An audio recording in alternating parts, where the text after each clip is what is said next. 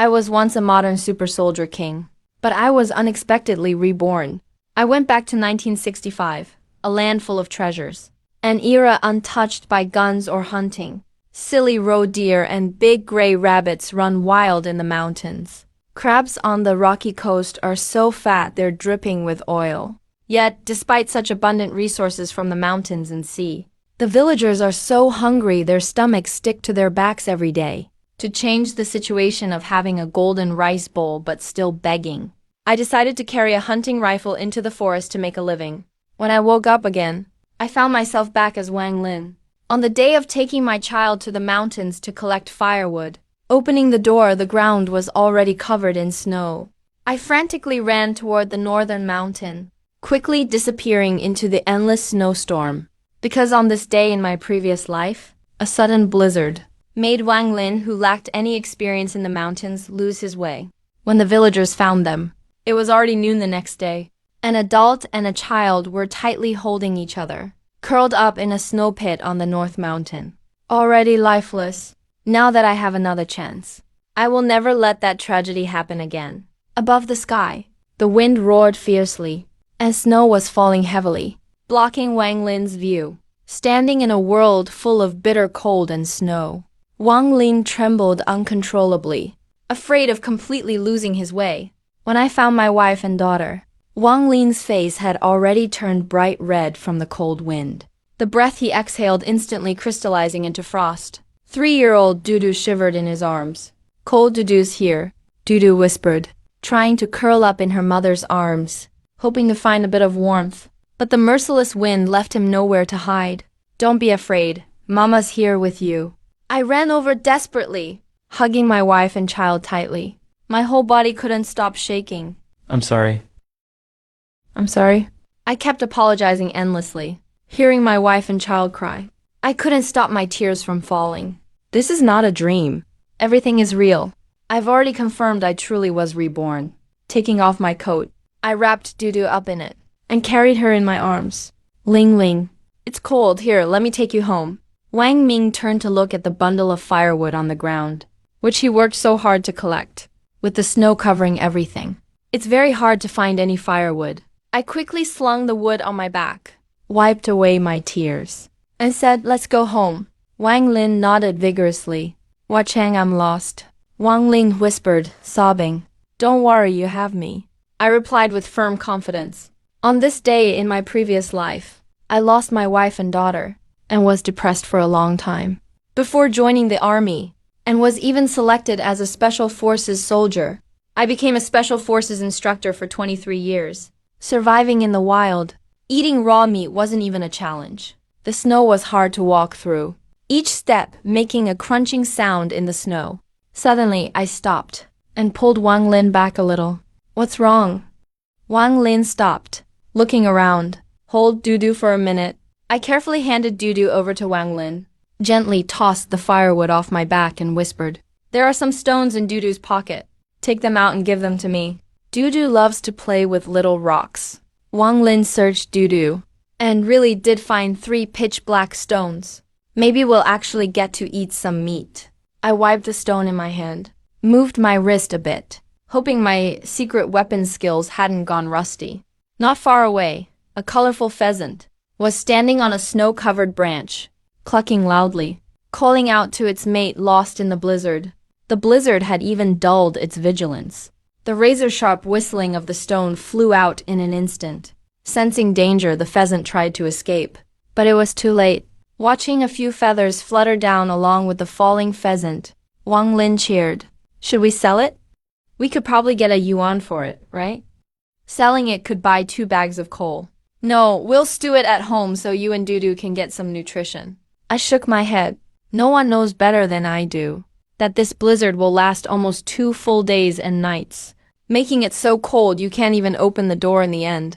I need to think about how to make money. Now that I'm back, I not only want to make up for the regrets of my past life, but make sure my whole family lives a good life. But it's really too hard to make money in this era. The mountain is blocked off by snow, and recently a wolf pack has been spotted. Even the old hunters in the village don't dare enter the mountains. Even with decades of special forces experience, Hunting in the mountains is still very dangerous. The biggest problem is I don't have a gun right now. Old Who in the mountains could be an option. But now everything's covered in snow. If I want to fish or trap, it's impossible these next few days. I thought of the reef by the seashore. Even though I can't go into the sea, there are crabs among the rocks. And it's November, the perfect time for fat little crabs. And the pheasant's innards will make good crab bait. Back home, after cleaning the bird, I quickly started up the stove and heated some oil. Wang Lin noticed her man seemed different than before. He was even cooking for the first time ever. She held Dudu and sat on the heated brick bed, watching me secretly as I turned the food in the wok. Dudu hid in Wang Lin's arms, swallowing saliva constantly, wiping her mouth from time to time. The rich chicken aroma filled the whole house, and the little girl's stomach was rumbling. Chicken stewed with mushrooms, and 3 small corn cakes stuck to the edge of the wok. There isn't much grain left at home, so I looked over at the firewood and the pitifully little coal, feeling like slapping myself. The last money for firewood in the house was snatched away by Chun Bao to buy wine. I know we must have coal at home, or else we'll freeze to death in this winter if we don't heat the Kong. I remember the brigade allows us to borrow coal, as long as we pay it back with work points next year. Wang Ling lowered her head. She went to borrow 4 times, each time getting cold looks and words. They all said her man was lazy and greedy, and no one would even lend her half a bag. It's okay, I'll find a way.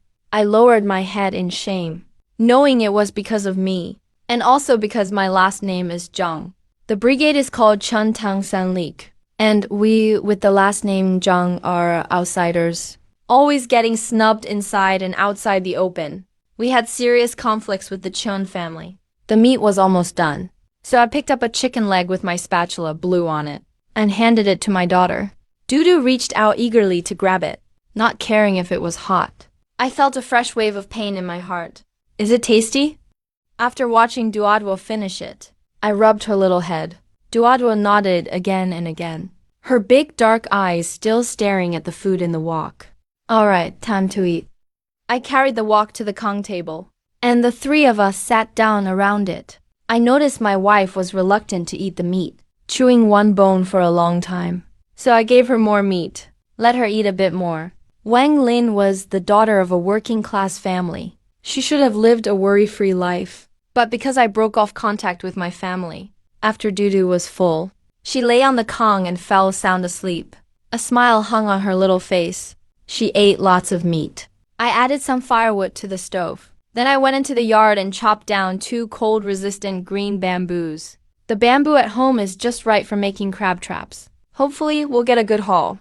Weaving crab traps is really simple for me. Using the firelight, I split the bamboo into thin strips. In my hands, the strips gradually turned into crab traps. Wang Ling couldn't really help. She just lay on the Kong quietly watching me. Maybe she was too tired. She unknowingly fell asleep. I found a piece of net. I sewed 4 tiny holes into it. I took the chicken's head, the back end, organs, and so on, and stuffed them inside one by one. Hung it in the middle of the trap. Seeing my wife and daughter sound asleep, I quietly carried the 4 traps and went out. Night fell. Snow was swirling all around. The sky was pitch black. Only the vast snow emitted a faint white glow. The rocks were sharp and hard to walk on. Icy seawater surged back and forth among the rocks. I walked ever so carefully, searching for just the right spot one by one. After about 10 minutes, all 4 traps were set. Now it's just a waiting game. If we get a catch, then I'll need to make more traps.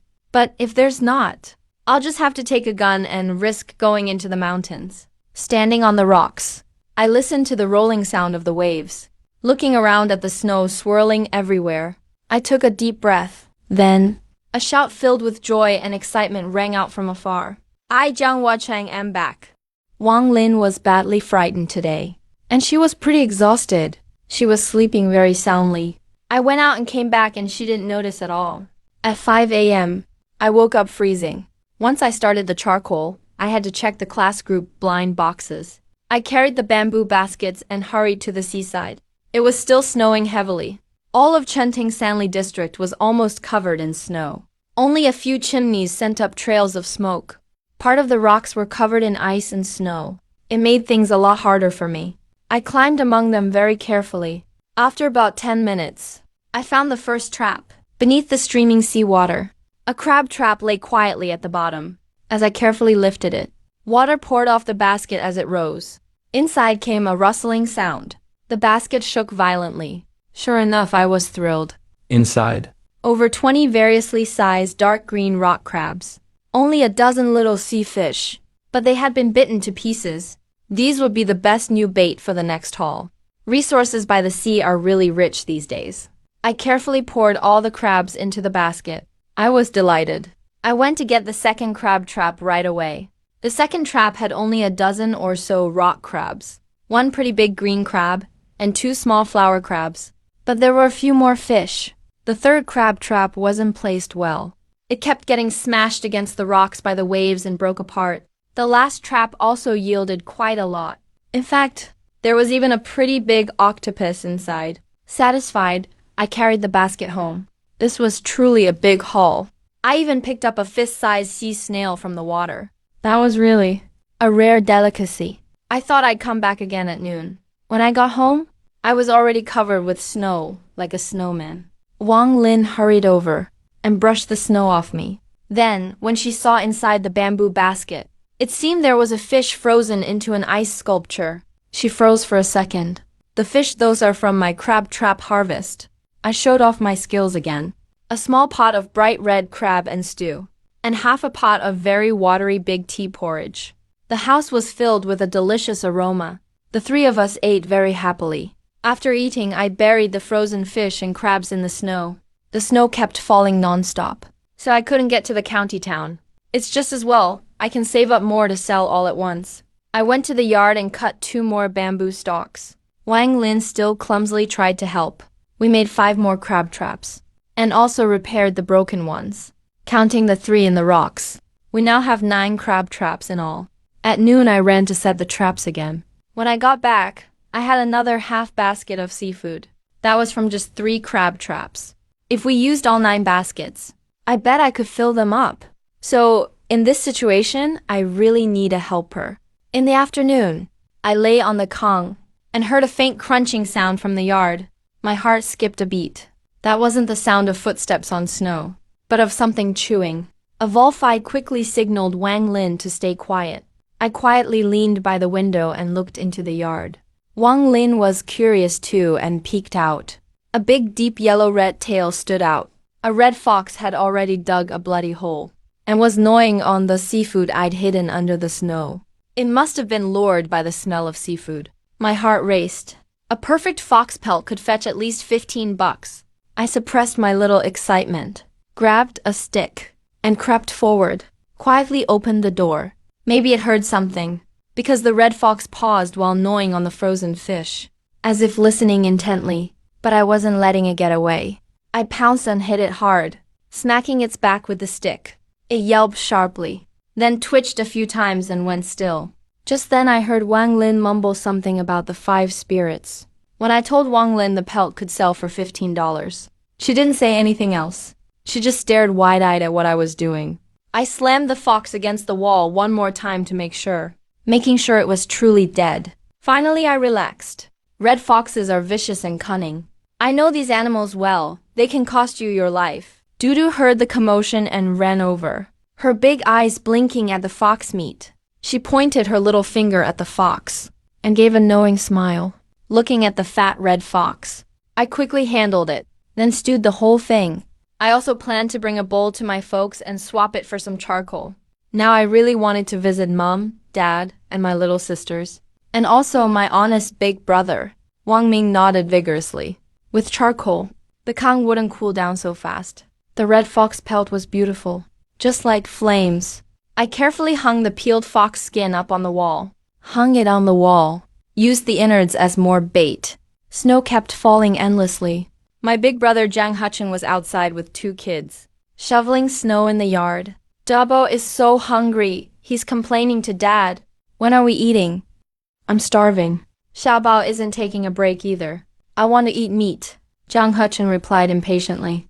Big mouth. Whether you eat or not, the blizzard has lasted an entire day and night. Zhang Huchen was getting anxious just watching. He wondered if there was enough coal at Lao's house. Thinking of my worrisome self and my unfortunate sister-in-law, Zhang Huchen sighed. He tossed down the shovel. He went into the house and quietly discussed with his wife about sending me a bag of coal. In no time, a sharp yell came from inside. Fine, Zhang Huchen. Now you know how to talk back, huh? Then why don't you send a few bags to my parents too? Let's not live at all then. My elder brother stammered. Your parents don't need any. After a while, Zhang Huchen grabbed half a bag of coal, ready to head out. Just then, a pretty figure ran out from the east room. Come here, bro. Are you going to Jay's place, right? Zhang Huiling secretly stuffed him a cloth bundle. Mom wants you to take this. Zhang Huchen paused for a second. It was a packet of corn tea. He makes big tea porridge with it for Mom and Dad. At that moment, I appeared in front of them. Luckily, Debao spotted me first. He just shouted, "Second uncle." What delicious food did you bring? I finally arrived at the home I'd been away from for countless days and nights, fighting back the excitement in my heart. I handed the pot in my hands to Zhang Huiling, so they could heat it up and eat quickly. I explained again. Some dumb roe deer ran into my house, so I just knocked it out. I didn't dare say it was a fox. In northeast China, older people are quite superstitious about the 5 spirit animals. Mom, there's meat. Dabo shouted excitedly. Big sis-in-law had already heard I was here. She thought I was coming to ask for something again. But when she heard I brought meat, she couldn't help but peek out. At that moment, little sister heard it too. She cheerfully crawled out from under the covers. Mom and Dad came out as well. Seeing the whole family together, my eyes couldn't help but turn red. Everyone was so drawn to the meat in the pot. No one noticed my reaction. Big sis-in-law came over with a cold face and took the pot. Soon the whole house was filled with a delicious smell. A bunch of kids crowded around. The whole family, big and small, happily sat on the heated bed, gnawing on meat. Watching them, I couldn't help but get emotional again. When Mom saw I was leaving, she ran over and pulled me. You should eat some too. I said there was still Wallen at home. She stuffed a bag of corn tea into my hands. I hesitated a bit, but still took it. My little sister is good at everything. Just a bit too kind. Relying on my memory. In a few days, Chang Qiuyang's affair with the widow will become a huge scandal. This time, I won't let my little sister marry Chang Qiuyang. This marriage will definitely be called off. Even big sis-in-law was surprisingly generous this time. So I carried a bag of soup back home. When I got home, Wang Lin was staring out the window, and Dudu was eyeing the pot of meat longingly. We heated the kong and the meat. The 3 of us sat around, happily eating together. As we discussed, going into town to exchange money in the morning, suddenly there was urgent knocking at the door. Wang Ming's hand trembled slightly. A flash of panic crossed his eyes. While the whole family was happily eating meat, the anxious knocking made Wang Ling panic. I knew exactly why my wife was scared. The knocker was our village's street rascal, Chen Bao. In my past life, he was barely considered a friend. But now, the one I hated most was him. Last life, it was Chen Bao, who stole my money to buy coal, bought booze and got me drunk. Because of that, my wife and child went out to gather firewood and froze to death in the blizzard. After the accident, Chen Bao went around saying my wife and daughter deserved it. He said if Wang Ling remarried him, she'd have good food and a good life every day. That's when I realized Chen Bao had always been after my wife. Wang Ling had told me before that Chen Bao had tried to touch her, but I never took it seriously. Just as I opened the door, Chen Bao tried to barge in, eating meat behind my back and not inviting me, huh? Before he could finish, I shoved him right back out. He was stunned. He thought I was still that fool who cared too much about appearances. Smelling the meat from inside, Chen Bao kept trying to push his way in. I lifted my foot and kicked him 3 or 4 meters away, grabbed him up in one move, grabbed his neck, and shoved him into the snow pile. If you talk nonsense again, my wife will tear your foul mouth apart. I fished out a small stack of cash from Chun Biao's pocket, plus a few ration coupons, took 75 cents and a food coupon, and shoved the rest back. This is the money you stole from me yesterday, and what you owed me. Now get lost. Chen Bao scrambled to his feet, gave me a frightened look, and staggered away. He didn't even dare to throw out a single threat. Wang Ling came running out too, worried I might get hurt. I brushed the blood off my leg lightly. It's fine, he came to pay back money. Go back and eat. I shoved the money and coupons into his hands and pulled him inside. In my mind, I'm still figuring out how to handle things once and for all. Since Chun Bao, like me, came back to life, he's going to take revenge for his grudges and repay those who helped him. It was still snowing heavily that night, but I ended up with a huge harvest, a basket brimming full of fish and crabs, and even a few big octopuses. It was getting dark outside the window, but just like I remembered, the blizzard had stopped. I got up and lit the Kong as usual, brought all the fish I'd caught lately, and hurried to the county's morning market. At the time, private selling was not allowed, but as long as you left the market before the Red Guards went on duty, it was fine. Now that I have a young body, walking a few kilometers is nothing. I quickly arrived at the market. I picked a spot and started hawking. Fresh, fatty sea crabs, full of roe and crab butter. If they're not fat, you don't have to pay. Soon enough, a crowd gathered around my seafood stall. Seafood was rare in those days, so ordinary folks found it novel. Some bargained, some scrambled to pick the best ones. Very soon, all my fish and crabs were sold out. I had 4 yuan and 35 cents in hand, a huge sum. Then I hurried to the purchase station. Since I still had a beautiful red fox pelt, the buyer's eyes lit up at the sight of the pelt. This is a fine thing. He checked it over carefully. He happily offered me 13.5 yuan. I was a little surprised, but even though it wasn't as much as I expected, it was pretty close. So we made the deal quickly. Even the rest of my seafood in the basket was personally bought by the procurement staff. When I left the purchasing station, I had 15 yuan more in my pocket. Now I had a total of 27 yuan, 6 jiao, and 4 fen on me. I hurried to the department store and bought a lot of things. Half a gin of hard candy, salt, vinegar, soy sauce, a super net and a saw, a hammer, some foreign twine, and many other things that required ration coupons. But I didn't have any, so I had to go to the black market. I found the black market and bought quite a bit of food and 2 gin of fatty pork. As I passed one stall, I noticed a few books pressed beside an old man's legs. I wanted to take a look, but the old man sized me up warily for a long time before slowly handing them to me. It was Dream of the Red Chamber, and it was the complete 3-volume set. Definitely a good find. Wang Ling, who grew up in the city, loves Dream of the Red Chamber. I bargained skillfully and finally bought it for 2 yuan. When the old man took the money, he gave me a look. Young man, go straight home after shopping. At that moment, I realized I was being watched. I had been too flashy while shopping. I pulled out a thick wad of cash. Anyone would be envious in times like these. At the alley entrance, I saw 2 thugs with knives blocking the way. Then 3 more came up from behind. Except for the leader, the other 2 were holding knives and an axe. Each one stared at me coldly. The leader was wearing an army coat, with his hands in his pockets, a cigarette hanging from his mouth, walking over. Brother, lend us some money, will you? I silently put my things down. Without any warning, I lunged straight at the leader of the thugs, hit him right in the chest with my elbow. He went flying before he could even react, crashing hard into the wall. The thugs were stunned for a second. Then they all rushed at me. But what they didn't realize was they were up against someone strong. A special forces soldier who remembered every skill from his previous life. Their instructor. The fight is over. I came out unscathed. One of them passed out after coming at me with a knife. 2 are lying on the ground, twitching.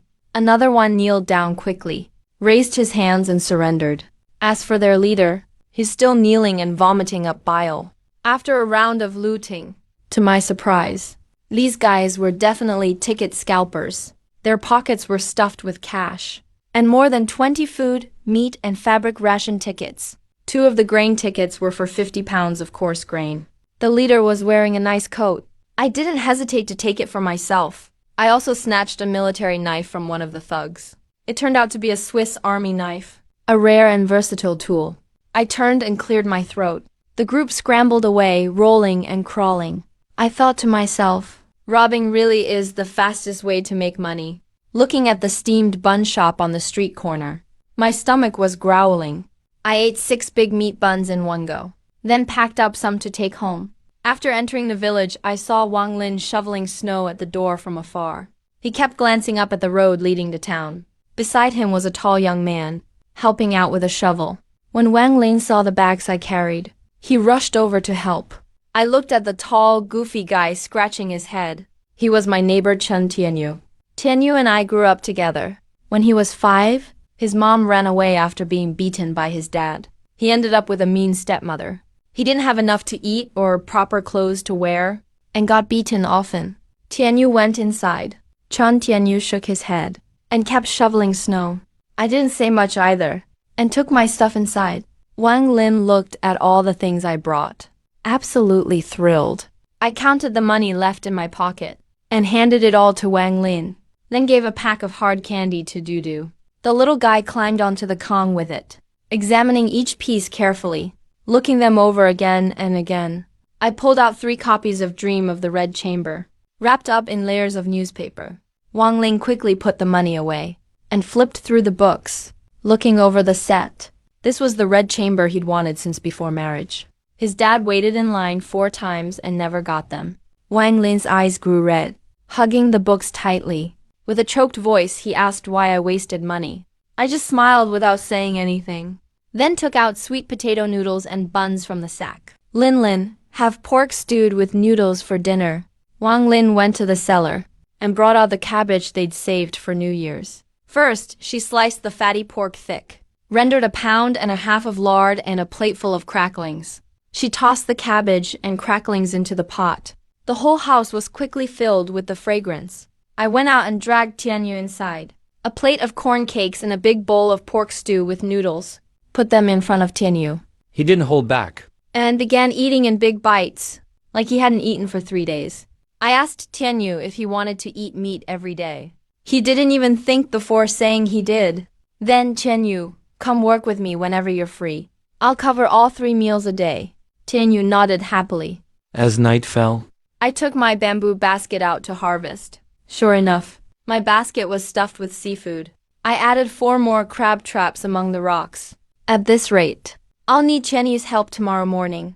The next day before dawn, Tianyu was already stomping at the door, waiting for me. I looked at the shivering Tianyu and let him in, gave him 2 peach crisps and a mug of hot water. Tianyu took them with both hands and quickly finished them. Then we grabbed our sacks and went to the shore for another round of hauling. With loads of seafood, we went straight into town, with Tianyu helping. It was much easier for me. By the time we got to the morning market, it was already late. I yelled a few times, had Tianyu watch the stall, and started my clever trades. I went to every vendor, trading fish and crabs. Within 10 minutes, most of my seafood was sold or swapped. The Red Guards showed up. Someone shouted in the distance and the market got chaotic, restless all around. Vendors rolled up their stalls and took off running. Tianyu and I turned and fled too. I had money and ration tickets in hand, selling and trading all the way out. It didn't take long to sell off the rest of our fish and crabs. The 2 of us wanted to stop for noodles. Ended up eating 4 bowls each in one sitting, like we had never eaten before. Back home, I started planning to make padded clothes and shoes for the family. Also get food and charcoal for Tianyu's mother and little sister. Get them some supplies. At noon, I made a pot of cabbage, tofu, and noodles. Stir-fried a plate of spicy pork. The house smelled wonderful. After serving the dishes, called Jianyu over to eat. Meanwhile, Tianyu's dad and stepmother were pacing the yard. The smell of spicy pork was overwhelming. Stepmother's son Li was drooling. Encouraged Tianyu's dad, Chun Yud, to report us. Chun Yud's report had an effect.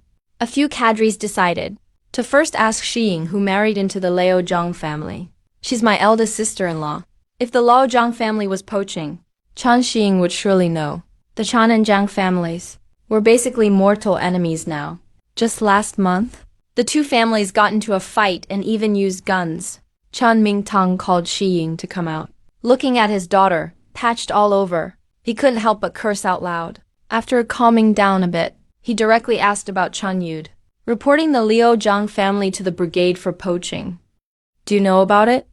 Chan Xiying shook her head. asked if it was about reporting the two families for eating meat. Chen Mingtang nodded. Chen Xiying said, "Yeah, I know about that." Apparently, Wang Lin's parents sent the meat from the city. Chen Mingtang thought about it. Wang Lin's parents made up now. Just like him. He had cut off his daughter himself once. He felt awkward, handed Xiying a bag of rice crackers, and walked away. My sister-in-law told my brother to go tell me that the meat at home came from my father-in-law's house. I had just finished packing coarse grain and pork fat for my eldest brother to take home, to share among the elders in the Liao Zhang family. I didn't want to see the same tragedy again as in my last life, where those old folks froze or starved to death, the department store beauty, and the chubby lady at the food company. That's the true portrait of this era. Wang Lin's parents worked at the food station. Sending their daughter some meat is just logical. Sis-in-law is reliable. I became even more motivated. Chen Yu's report was brushed aside.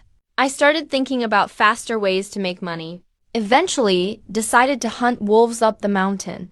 Tianyu was all in, no questions asked. I went to collect more fish at night and carried a sack of charcoal, heading straight to my third grandpa's house. In the pitch-black house, there wasn't a hint of warmth. I called out a few times.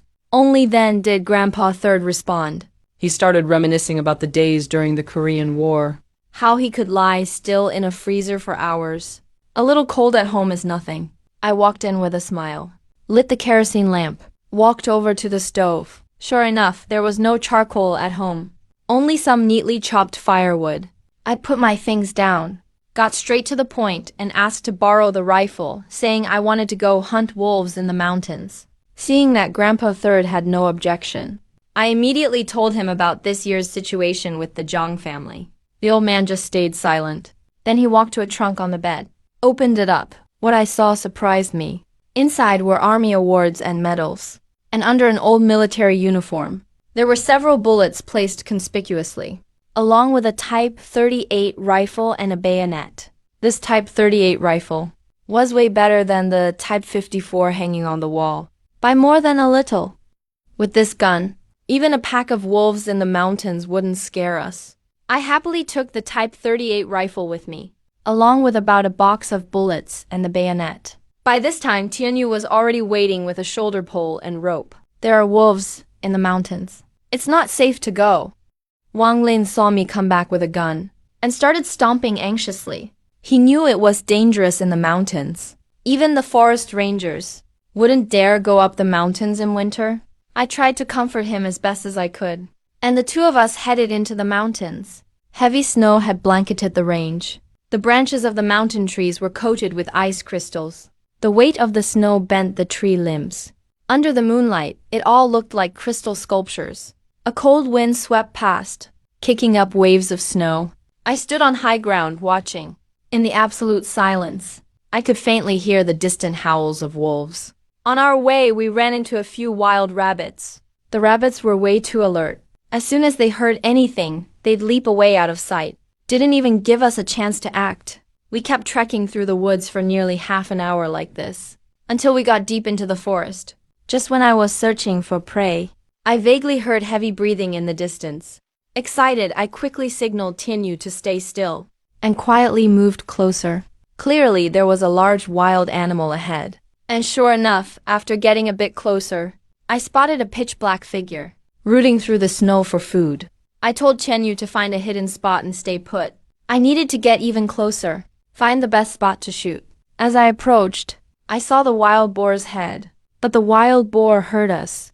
It lifted its massive head and foot-long tusks, and charged straight at me. I quickly dodged behind a large tree. The wild boar kicked up snow everywhere. Just as the boar turned and prepared to charge again, I raised my rifle and fired. Bang! Shot it right in the head. At the sound of gunfire, the wild boar staggered, then let out a piercing, gut-wrenching scream, and rushed forward, running a dozen meters, before collapsing face first into the snow. I quickly put another bullet into the back of its head, pulled out the bayonet, ran over and stabbed its neck several times in a row.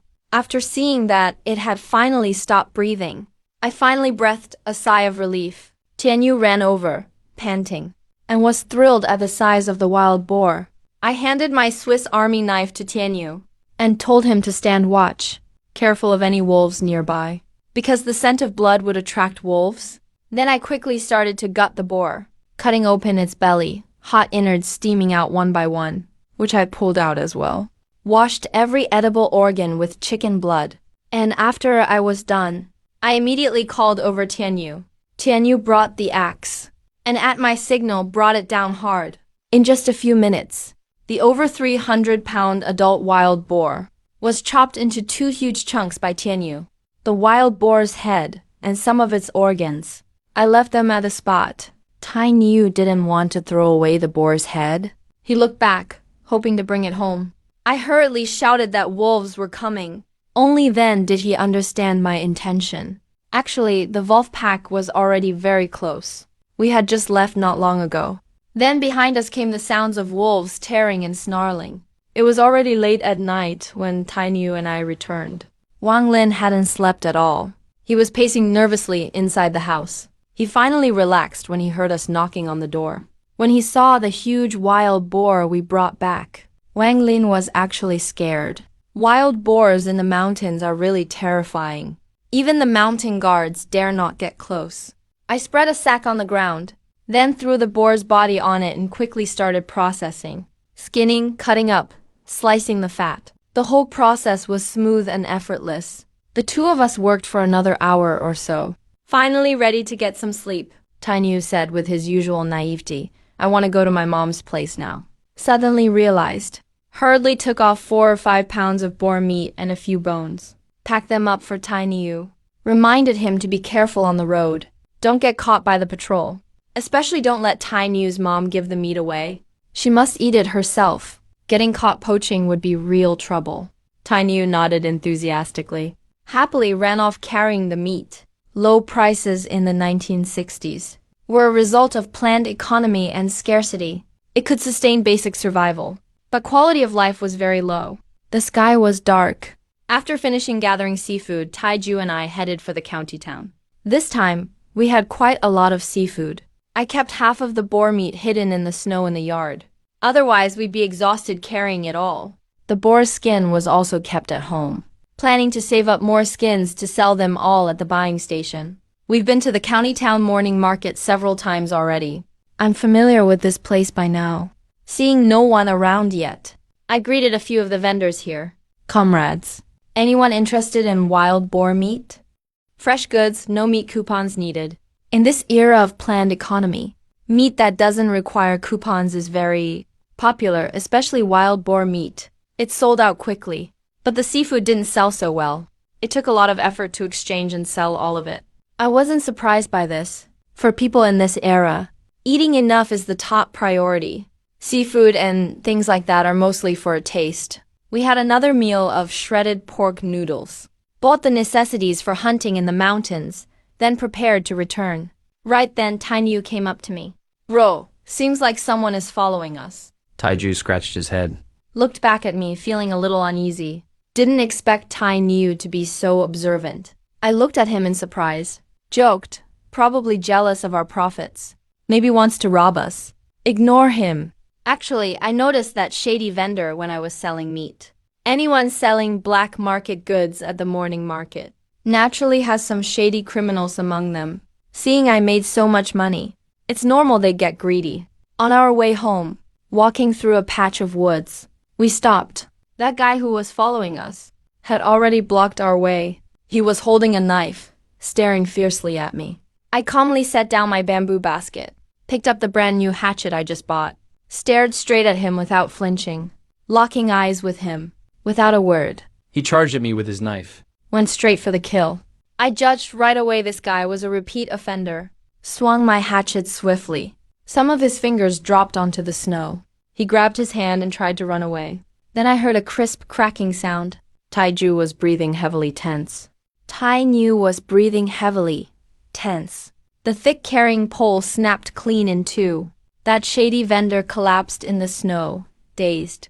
Blood flowed from his forehead. When I went up to check, I found the vendor wasn't breathing anymore.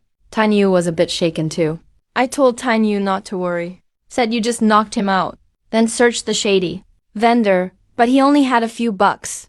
Yet inside his black leather briefcase were several thick bundles of industrial coupons.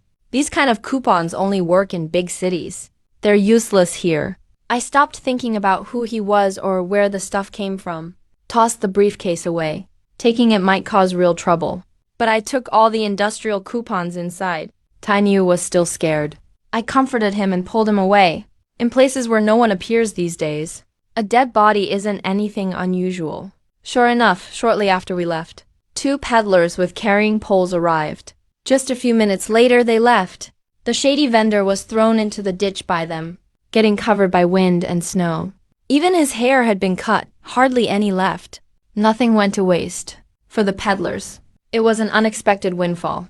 It was nearly noon by the time we got home. Little Duck and Dodo were building snowmen, laughing gleefully from time to time. Wang Lin and Hua Lin were reading Dream of the Red Chamber together. I hurried to chop vegetables and cook. Also boiled the eggs we got today by trading fish and crab. Heated up a few dumplings for the 2 sisters. The whole family sat around the table, happy and united. The cold night in the Changbai Mountains was dead silent. Only the sound of pine resin and snow falling. 2 figures entered the mountains under the night, listening to distant wolf howls. Tonight's target was them, the top predators in the Changbai Mountains. We searched in the snow for dozens of minutes. I finally found a target, a huge brown-gray wolf. It was chewing on a wild rabbit in the snow at that moment. Wolf howls echoed nearby now and then. Clearly, the pack was hunting separately. The brown-gray wolf caught our scent, looked up at me raising the gun, immediately let out a low growl, bared its fangs, taking an attacking stance. I acted quickly. Bang, shot the wolf right in the neck. Its body shuddered, then turned and started to run. I chased it without hesitation, following the blood trail. Soon found the gray wolf hiding under a rock. Tainyu rushed forward without hesitation, whacked it several times. The gray wolf convulsed and collapsed in the snow. Tainyu stood guard while I opened its belly to clean it. Wolf howls continued nearby. Clearly, the pack was closing in. I threw the wolf's organs at the spot and quickly retreated. When we got back to the village, several adult gray wolves were arriving at the back mountain one after another, roaming and howling continuously. Wang Lin watched us skinning, listening to the waves of wolf howls from afar. Nervously kept staring out the window. I completely skinned the gray wolf. Taiju scraped the fat cleanly off. It was deep into the night after we finished, because we had to get up early next morning. Tainyu didn't go home. Wrapped in his coat and slept on the kong next door. Wang Lin and I lay huddled together on the kong. Quickly fell asleep as well. Early the next morning, I was still gathering seafood by the shore for the early market. But this time was different. I only picked out about 20 or 30 large-sized seafood. The rest was buried in the snow pile at home. These ones aren't worth much. It's better for my family to enjoy a big seafood feast ourselves. When we arrived at the morning market carrying heavy bamboo baskets, the spot where we usually set up our stall already had over a dozen people waiting in line. All of them were there to buy meat, because no ration coupons were needed, and the prices were reasonable. Today's wild boar meat sold especially quickly. Even wolf meat, priced at 1 yuan per pound, was snatched up in no time. We found the county's black market. I took Taiju around with me, getting ready to buy some fabric coupons. I went up to a short young man. I immediately asked, "Where's Dongjae?" The young man was startled when he saw it was me. He turned to run. I grabbed him and said, "Dongjae's at home." The young man answered timidly. He was the one who knelt down when he tried to rob me. I told him I was here to buy fabric coupons. The young man stared at me in shock for half a day, then finally managed to say, "Bye." He went to get Dongjae. The young man turned and ran off. In less than 10 minutes, Dongjae and Luo Cheng, the young man, came back. Dongjae was clutching his chest and looked at his brother with a pained expression. "You want fabric coupons?" I stood up, holding the big rooster I'd just bought. Taiju, who was squatting with me, stood up as well. This made Chen Xiaodong shiver a little, but he quickly tried to act calm. He signaled for me to follow him to the corner by the wall. Chen Xiaodong behaved like a thief, looking around before finally taking out a small stack of fabric coupons from his pocket. I took them and checked the quantity. It should be enough. Qin Xiaodong quoted a price far lower than the black market rate. I didn't say anything. I counted out 26 yuan and handed it to him. Qin Xiaodong hadn't expected it to go so smoothly. I then took out an industrial coupon and handed it to him. Do you accept this? Qin Xiaodong's eyes lit up. Yes, yes, yes. He flipped through it again and again. I knew that industrial coupons were valuable in big cities, but here in our little mountain town, it's pretty useless. Still, I didn't show it. Qin Xiaodong cautiously asked how many I had. I said I had 50. This made Qin Xiaodong so happy he couldn't stop grinning. He eagerly promised to help me find a way to get rid of them. As we were about to leave, I suddenly remembered. So I asked Qin Xiaodong if he wanted to buy a flatbed cart. It happened that Qin Xiaodong knew someone, so he led us through several twists and turns in the alleyways, until we came to the door of an old house. He called out twice for old Ding. After a long while, a scruffy middle-aged man finally came out. Old Ding sized us up for quite a while before letting us in. He led us to the door of the woodshed on the east side. After moving several bundles of firewood, we finally saw the flatbed cart and a pile of chairs, wooden barrels and other stuff. Old Ding pointed at the flatbed cart and asked for 100. Qin Xiaodong rolled his eyes. We're all brothers here. Give us a deal. Make it cheaper. Actually, I knew. If we went through the commune, with an approval letter, it would still cost 100 yuan, tens of yuan, so I didn't bother haggling. We'll get the cart at the price you said. But I want some of the wooden buckets, stools, and chairs too. Give me a good deal on all of them. Old Ding saw I was straightforward, so he sold the rest at half price or just gave them away. When we were about to leave, he also gifted me several sets of cherrywood spinning top strings. Qin Xiaodong was also happy to earn himself a nice meal. Everyone was satisfied. I found Qin Xiaodong to be a decent guy. He didn't charge old Ding any commission. With the cart, we don't worry about shopping anymore. At the department store entrance, Tiny Yu watched the cart while I went on a shopping spree inside. Everyone got something. My wife, kids, sister, parents, and sister-in-law. When I came out, I handed Tiny Yu another 20 yuan, letting Tiny Yu go in for his turn to shop. He spent over half an hour dragging his feet inside before coming out. What he bought was all stuff for the two sisters. On the way back, another heavy snowfall began. We hurried back, chatting and laughing. Right now in the village, everyone from the whole brigade was gathered at Lao Wang's house for the commotion. Shouting and fighting filled the air. Even the commune members were laughing and watching. No one could drive them away. Chang Qiuyang and the Wang family's widow got involved in an affair, and they were dragged down from the Kong by the Wang family matriarch. They weren't even dressed at the time. The Wang family matriarch led a crowd, blocking Chang Qiuyang so he couldn't leave. Crying and wailing, she sat on the ground. Even the brigade leader Chen Gongling tried to mediate, but it didn't help. Wang's elderly mother cried her heart out. She lamented her fourth daughter's tragic fate. Their fourth child was the mountain watcher. He was eaten by wolves 2 years ago. It hasn't even been 2 years, and now her daughter-in-law can't stand the loneliness and got involved with another man. The Wang family all shouted they wanted to beat Cheng Qiuyang to death. But all along, the Wang and Chen families have gotten along well. No real harm ever came from their disputes. If this had happened between the Zhang and Chen families, it might have escalated to knives and guns already. Cheng Qiuyang was shielded by his parents and several brothers. He squatted on the ground with his head down. He couldn't figure out how he got caught. Chen Gongling didn't want things to get out of hand. If it got to the commune, it'd be trouble. He knew the Wang family wanted money, so the elders from both families discussed it. In the end, the Chen family paid the Wang matriarch 50 yuan. And that settled the matter? In this remote mountain area, 50 yuan is a huge sum. Though the Wang family let it go, the Zhang family wasn't happy. I rushed home in a hurry. I heard the two families were already in discussion. I immediately ran over. The old house hall was already packed with people. Both Chen and Zhang families were present. The village brigade leaders were passionately arguing. You folks from the Zhang family spent the dowry, and now just say you don't want the marriage. Who settles things like this? It's still the Jiang family backing out. To the Chen family, that's a slap in the face. The Chen family's old great-uncle sat sullenly in his chair, but Chen Qiuyang was caught in bed with the widow. Naturally, the Zhang family wouldn't agree. The marriage between Zhang Huiling and Chen Qiuyang had to be called off. We from the Chen family aren't fit for your standards. This marriage must be cancelled.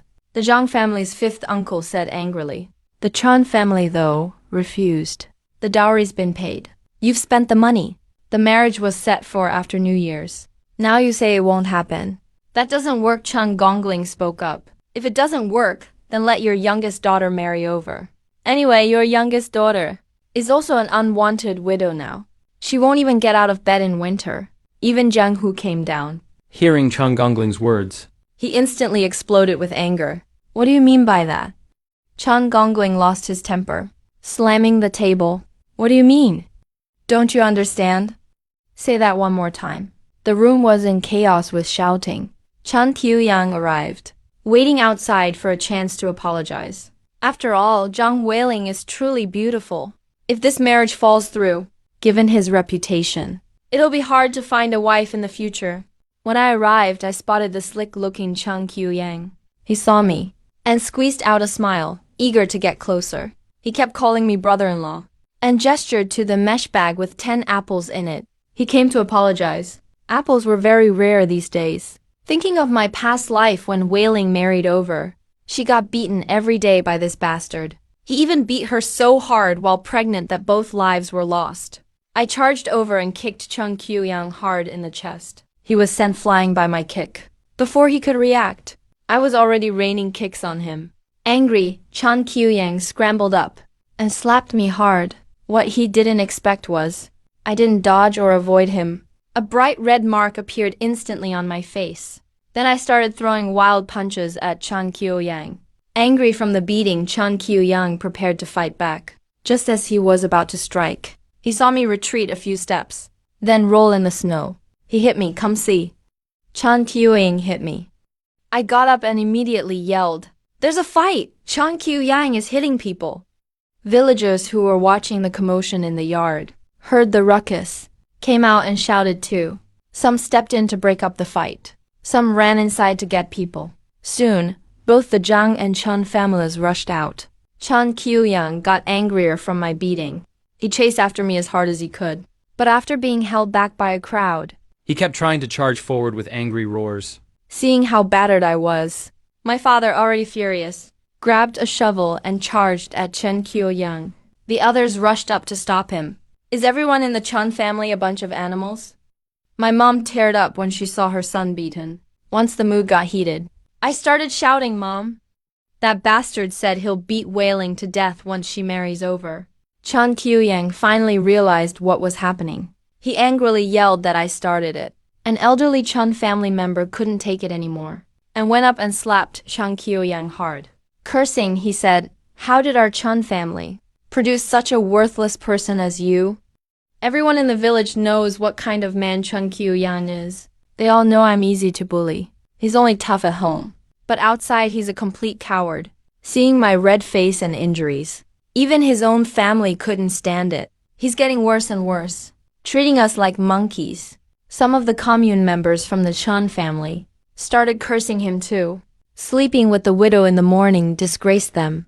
And then at midday, he comes to apologize, but ends up beating the girl's brother. Zhang Huacheng, how dare you trick me? Chen Qiuyang was furious, roaring and cursing. Even his own parents couldn't hold him back. Zhang Huacheng, eyes blazing, rushed out.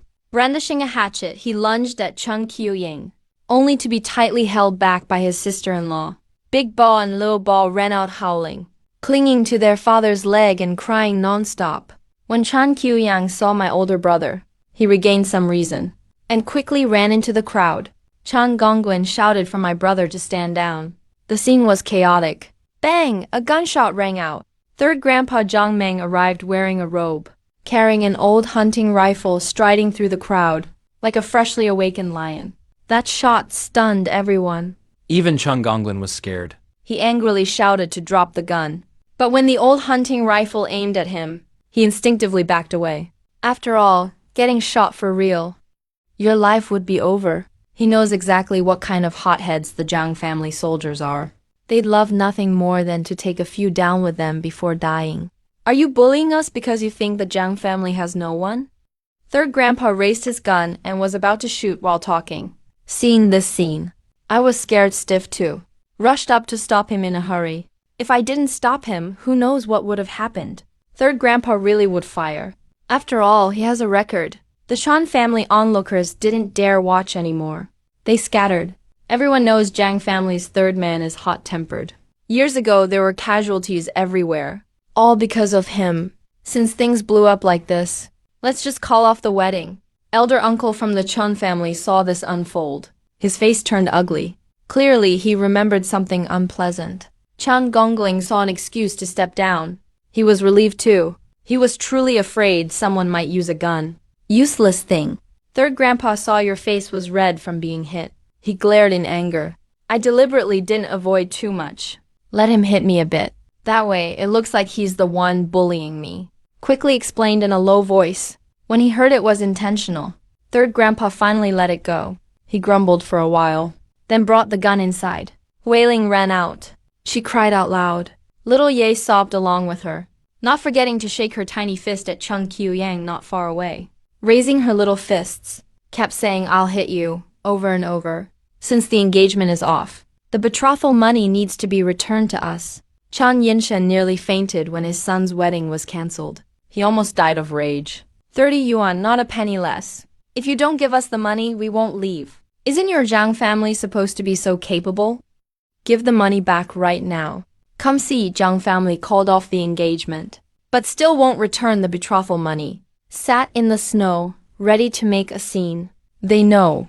The Zhang Hu family could never cough up 30 yuan. The Zhang family was furious. This is clearly bullying us for being poor. So they all started pitching in money. Big sister-in-law gritted her teeth and went inside to grab some money too. Taking advantage of the moment, I walked over with wailing, pulled out a roll of cash from my pocket, counted out 30 bills one by one, tossed them right onto Chen Yinshen's face. Chen Yinshen was stunned looking at all the money on the ground. When did the Zhang family become so wealthy?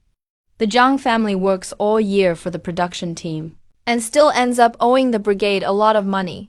How can they come up with so much cash and just settle it with us? I confidently called the family to head home. Once the betrothal money was settled, the Zhang family started to disperse. Some headed inside. Just as I got to the yard, I saw a go. Nobody knew when. He swiped Chung Qiu-yang's apples. A go still had that middle-parted hair, just like I remembered. His hair was so long you could barely see the upper part of his face. Occasionally, through the gaps, you could spot his dark eyes. A go came just to see Wailing call off the engagement. I finally could breathe easy too. Wailing's fate had finally changed. Turns out everything can be changed. Third grandpa's old shotgun was snatched away by the elderly fifth uncle. He was giving him a harsh scolding inside. Third grandpa, stubborn as always, wasn't convinced. At this age, what's there to fear? Killed so many enemies before. Why be scared of these bullies? And weak-willed fake enemies.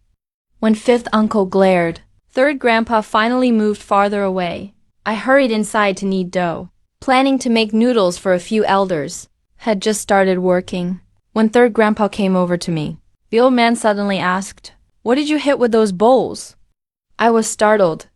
At night, going into the mountains was something even groups of mountain guards wouldn't dare do. How did third grandpa know I headed into the mountain at night? He smiled proudly, said he'd heard wolves howl the past 2 nights.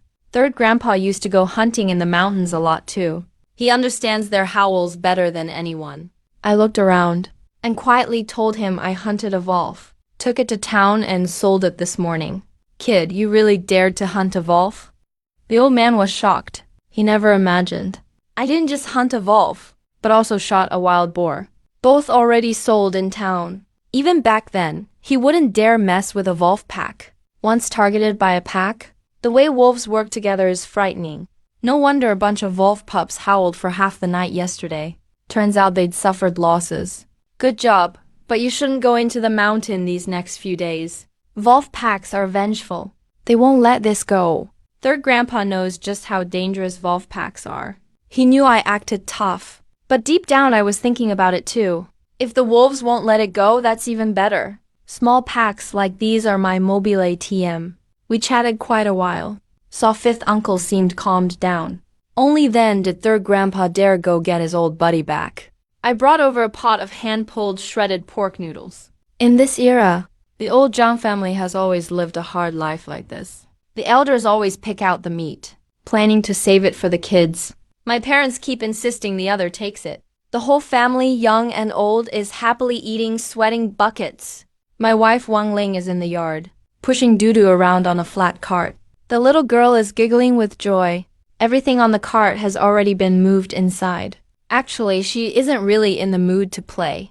She keeps glancing out toward the door from time to time, waiting for me to come home, waiting for news about Wei Ling's engagement being called off. When I returned, I brought Wei Ling and Xia Yaya back with me as well. Wei Ling immediately told my sister-in-law the good news that she didn't have to get married. Wang Ling was so happy that she clapped her hands. At this time, Xia Yaya, with her sharp eyes, spotted the flat cart. Her eyes went wide in surprise. Wei Ling was also stunned when she saw the flat cart. It was my parents' dream to own a flat cart or a sleigh. But both flat carts and sleighs are way too expensive. Even if they're allocated by the commune, there's still dozens of yuan. They stared in disbelief. Yet, in just a few days, we had a flat cart. I told Wei Ling to take the stuff home first, then sorted out everything we brought for the family, including those pieces of fabric and cotton, packed a whole cart full. I took my wife and daughter and pulled the cart back to our hometown. All afternoon, laughter filled the old Zhang household. Bowl after bowl of delicious pork noodles filled the air with fragrance, until it was almost dark. The whole family finally started to leave one by one. Grinning, I pulled the cart with my wife and daughter back home. We turned a corner on the road. Wang Ling looked confused. I said, "Call Ergu home for dumplings." Soon we arrived at Ergu's house. The house was pitch dark. I knocked for quite a while. Ergu finally dragged himself out reluctantly. He looked at me, puzzled. "Come have dinner at my place. And I want to talk to you about something." I invited him warmly. Ergu turned back inside. Soon came out carrying 5 or 6 apples. Casually placed them on the cart. Wang Lin was a bit stunned. Apples are a rare treat in winter, not something an ordinary family can have. Asked for why I came to get Ergu. He guessed it must be related to Wei Ling. Ergu was silent the whole way. Didn't ask any questions either. When we got back, I tossed a few stones at Tianyu's door. Soon Tianyu quietly slipped out and opened the door. Confirmed it was me. Told him to grin and close the door. And I went inside to start cooking the dumplings. These were the ones Wang Lin had prepared at noon, so we could serve them tonight. Ergu kept his mouth shut. Tianyu also just sat there in silence waiting. Watching the boiling dumplings, things felt awkward. I broke the heavy atmosphere. About Ergu and Wei Ling. Thanks, Ergu looked up in surprise. Wang Ling turned to look over, curious. Tianyu was confused. All three looked at me. I explained about Ergu tipping us off. Ergu didn't argue, just grunted in reply. I set the dumplings on the table, invited Ergu to join us, asked if he wanted to go hunting with us to make money. Ergu was quiet at first. I pulled out the neatly tanned wolf hide and a piece of wild boar leather. Even the .38 rifle I took out, let the facts speak for themselves. Tianyu jumped in, urging him along. My brother's awesome. He can hit a man at 100 meters with one shot. And he can take down wild boar in one shot too. Ergu was stunned. I sat down next to Ergu, backed up what Tianyu said. Ergu was silent for a while before replying, "I'll go into the mountains. But if it gets too dangerous, I'll quit any time." He didn't want to die up there. But right now he really needs the money. I laughed and agreed. Hurry, let's eat the dumplings. We talked over how to split the hunting profits. Ergu is pretty skilled, but his foster father never let him go into the mountains. The mountains are too dangerous. Every year, mountain guards get taken away by wolves. But now he really needs money. He can't worry about those things anymore. I actually know why Ergu needs money so badly now. Because Wei Ling's engagement was cancelled. He's even more driven. Plus, I really need people right now. We all wolfed down our food. At this moment, the wolves started howling again outside. Ergu asked if we were going into the mountains tonight. I answered yes. Ergu quickly ate a few dumplings. Said he was going home to get his gear. In less than half an hour, the three of us were all set and headed straight for the snowfields of Changbai Mountain. The soundtrack was a chorus of wolf howls. During the pork shortage of the 70s, we had hundreds of pounds of meat to sell every day. No meat coupons needed to buy it either. And we mixed up the variety of meats. All because we were the mountain guards roaming the snowy forest. No matter if it was blizzards or Wolf pack attacks, we always kept the village safe, and even let our families live in abundance without want. The three of us entered the forest quickly. By then I'd seen that Ergu wasn't a rookie. Ergu was carrying a big iron bow, watching the surroundings like a cheetah. But in the distance, intermittent wolf howls sounded. Obviously the wolves were signaling. I thought about what we might face. The snarling of wolves nearby. They might be closing in for a hunt.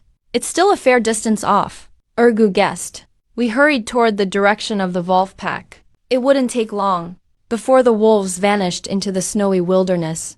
On the way, we came across a wild rabbit. I knocked it out with a single stone, left it twitching on the ground. This made Ergu stare in disbelief. Taiju. Casually tossed the rabbit straight into the bamboo basket. The wolf howls got closer and closer. They were definitely on the hunt. Such a big gathering. I figured it was probably a wild boar or a red deer. Meanwhile, loaded the bullets. We walked about 20 minutes.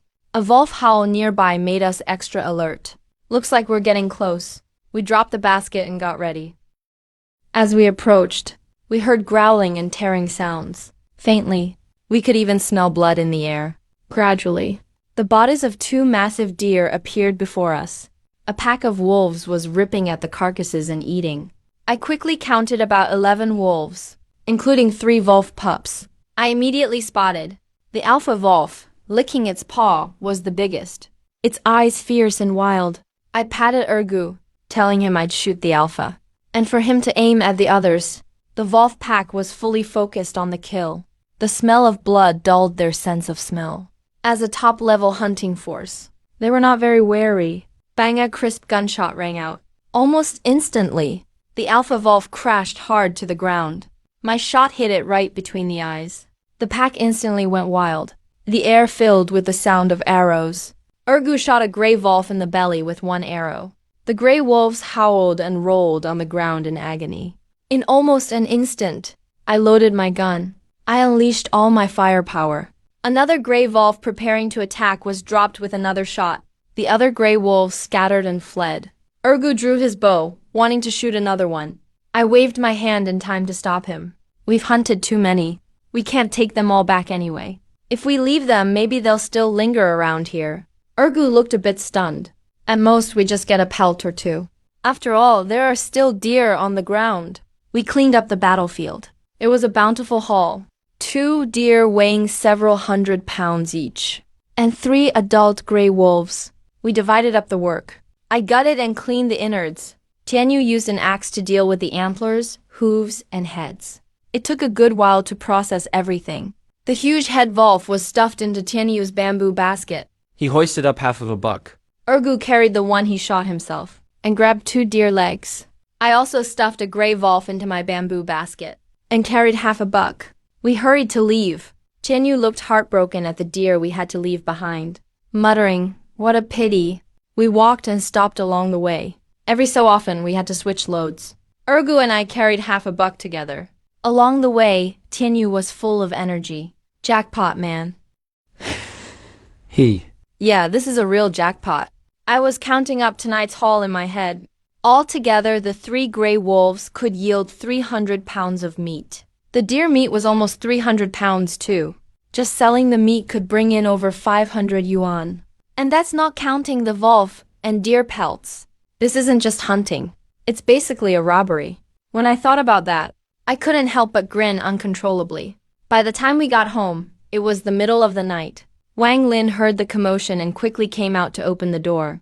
With red eyes, she looked at me in worry. I hurried to comfort her. Dealing with everything after was such a headache. There was just so much. Fortunately, Ergu and Tianyu were there. The 3 of us worked for another hour or so. Finally, we could get some sleep. Ergu headed home. Tianyu slept next door. The rooster we bought a couple of days ago crowed 2 or 3 times. Before Wang Lin reluctantly woke me up, I got Tianyu and headed to the shore to check the crab traps. We ended up hiding the traps under a rock. The way I saw it, hunting still brings in money the fastest. So for now, the seafood business would be put on hold. Making money is the priority. when we got to the morning market. Just like yesterday, there was a crowd. Today, no one even bothered to line up. Everyone just pushed to the front. Some of the other vendors around looked on with envy and jealousy. About 20 minutes later, someone suddenly shouted, "The city inspectors are here!" The whole market went into chaos.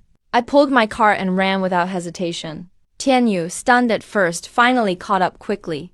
Clearly, the inspectors were targeting us. They didn't even look at anyone else. "Help! Someone's been killed!" While a few of the inspectors were chasing us, someone yelled from inside a room. A few shrill, duck-like screams suddenly rang out. A few inspectors exchanged glances and had no choice but to run back. But by the time they got back, they realized there was no murder and didn't even know who had shouted. When they tried to chase after Tianyu and me again, we were already long gone. A woman wearing an apron hurried over, pointing the inspectors down the street. But by then, Qin Xiaodong's buddies had already led us into a side alley. Luo Cheng looked around cautiously and told us to wait. Soon, Qin Xiaodong came running over, out of breath. He glanced at the wolf meat on our cart and exclaimed, "No wonder you made a killing. That's a ton of wolf and deer meat." I sighed. If Qin Xiaodong hadn't been caught by the inspectors this time, we would have really lost big. Qin Xiaodong looked a bit smug about his own buddies. "Our own guys. This whole area is run by our people. I've talked to Anne Fatty too. She won't report us anymore. We can go back now." Looking at Qin Xiaodong's smug face, I couldn't help but marvel at how unpredictable life is. Sausage and sausage. Qin Xiaodong took out a wad of money and handed it to me. "This is the industrial coupon money." I didn't stand on ceremony and pulled out a big bill for Qin Xiaodong. "Go buy some breakfast for the guys." Qin Xiaodong felt all kinds of emotions. Thinking to himself, he robbed me but gave some back. Now I still have to thank him. He took it with a big grin and thanked me. I also handed him about 5 or 6 pounds of wolf meat. Qin Xiaodong happily accepted it, saying, "Don't worry, bro. Even if they catch you, we can get you out." Qin Xiaodong's connections really surprised me. Back at the stall, I caught a glimpse unintentionally. A clear red handprint was visible on Auntie Fat's face. Luo Cheng stood beside her helping to attract customers. The meat was selling like hotcakes. It was all gone in less than an hour. While tidying up, I told Qin Xiaodong I wanted to buy a clock. Because I know Wang Lin hasn't slept for several nights, just waiting to wake me up. So I made up my mind to buy a clock or a watch. Luo Cheng was thrilled. He said he could sell me one for cheap. I was pleasantly surprised. What a coincidence. On the way to get the clock, Qin Xiaodong explained the origin of this clock. He went into detail. Turns out they double-crossed some guys, snatched it from a group of train robbers, including an army overcoat, a Swiss army knife, a shaving razor, and some other rare goods. If they hadn't brought guns that day, they'd probably have been in trouble. At Qin Xiaodong's house, he found a leather jacket, hair clippers, and another razor. Looking over these good items, we decided to take them all. Made in Shanghai. For the clippers and razors, I spent 170 yuan total. Iron Ox and I returned with full bags. At this moment, Luo Cheng whispered to Qin Xiaodong again. "What if those southerners come looking for us? Shouldn't you tell this big brother?" Qin Xiaodong snapped back. "You don't know crap." Iron Ox and I made another trip to the department store. Bought a pair of thick cotton shoes for Ergu, and a pair of black cotton pants. Also got 3 pairs of cotton gloves and 3 Darl brand cotton hats. These are supplies for going into the mountains, back home with our handy tools, so we could tidy up everyone's hair, old and young, men and women in the household. I basically became a pro barber.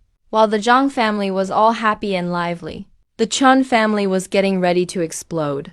All because Chung Qiuyang slept with the mountain watchman's wife. Both watchmen quit on the spot and demanded replacements. They had a good reason. They didn't want their wives sleeping with someone else after they died. The job belonged to the Chun family anyway. Chun Gonglen had to silently suffer. He couldn't complain. Once you're a mountain watchman, you can't get the commune's rations anymore. Though you can hunt in the mountains as a watchman. But it's very dangerous. There's casualties every year. This year, a wolf dragged someone off again. The other 2 managed to escape. And it's the end of the year. They can't even get their share of pork. So they kept demanding to be replaced. Not to mention, wolves have been howling all around the village for days. Team leader Chun Gongling looked over at quality supervisor Chun Mingtang, told Chun Mingtang to start with the Zhang family's daughter. In the end, they decided to choose 3 new watchmen by year end, 1 each from the Zhang, Chun, and Wang families. When Huiling came to tell us the news, we were still home chomping on meat. I looked at Iron Ox, then at Ergu. Talk about speaking of the devil. I quickly made arrangements. I'm from the Zhang family. Volunteered to go. Ergu went to the Wang family. Wang Kui volunteered too. Told them not to draw lots. As for Iron Ox, he'd wait for their decision. If no one else wanted to go, then he'd step up. I felt relieved. Now we could hunt openly from now on. These days we'd already been out hunting small game nearby, setting bait with blood and guts, trying to lure the wolves out for real. Ever since getting this job, Chun Mingtang has been sighing in worry at home. My sister-in-law Xiying brought him good news. Back at the Zhang family, I saw Daba and Xiaobao again, both in new cotton jackets and shoes. The Shan couple's resentment toward the Zhang family vanished instantly. Ergu from the Wang family also signed up. Xiying told Chun Mingtang the news. That left just the Chun family. Chun Mingtang went to the main team. Chun Gongling was shocked to hear it. Didn't expect the Chun family to be the last one left. He gathered all the Chun family to draw lots. Even told them to bring that little punk Chung Qiuying. Pretty soon, the whole Chun family gathered at team headquarters. Officials drew first. Even the officials' kids had to draw. After a noisy while, they started pulling lots. Nervous Chung Qiuyang's legs were shaking. In the end, Chun Bao got picked. Chun Diao's scalp tingled. He turned to see me staring at him with a grim expression. Last time, Chun Bao got beaten up by me and still had PTSD. At least it wasn't Chen Qiuyang. Chun Yinshen let out a sigh of relief.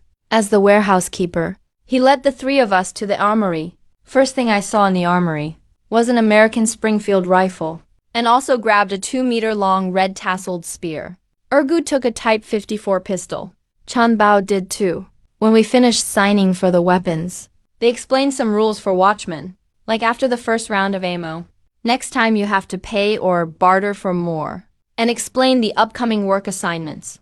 Basically, work assignments just meant patrolling the mountains and driving the wolves off. They made Ergu the team leader. Then everyone went home. As soon as I got home, I started cleaning my Springfield. Iron Ox came over to complain. I didn't let him volunteer. All I could do was explain. It's because of your oddball dad and that wicked stepmom. As for Chen Bao, I was just about to teach him a lesson. Still hadn't let go of my grudge from last lifetime. Plus he's always been after Wang Lin. Iron Ox understood. He scratched his head awkwardly. Ergu was also quite protective of our sister-in-law. Now we're fully equipped, strong and ready. As long as we don't run into a big pack of wolves, there's nothing to worry about. Wachan Wanglin called out sweetly to me and leaned into my arms. Said she wanted to take Dodo to the county with me tomorrow. I knew Wen Lin wanted to go visit her parents.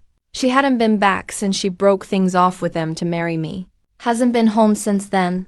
Now that life's better, she should go visit and make peace with them. I agreed.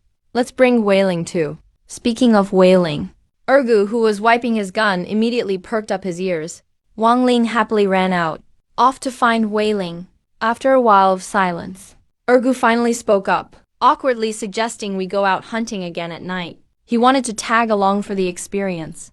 I gave Ergu a side eye, didn't call out his little scheme.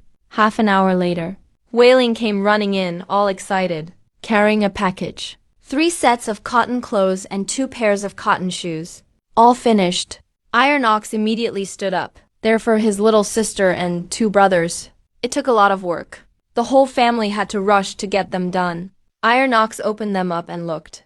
All made from flower-printed cotton. They look beautiful, just like Daba and Xiaobao's. Iron Ox smiled so wide you could see his teeth. I patted Iron Ox on the shoulder.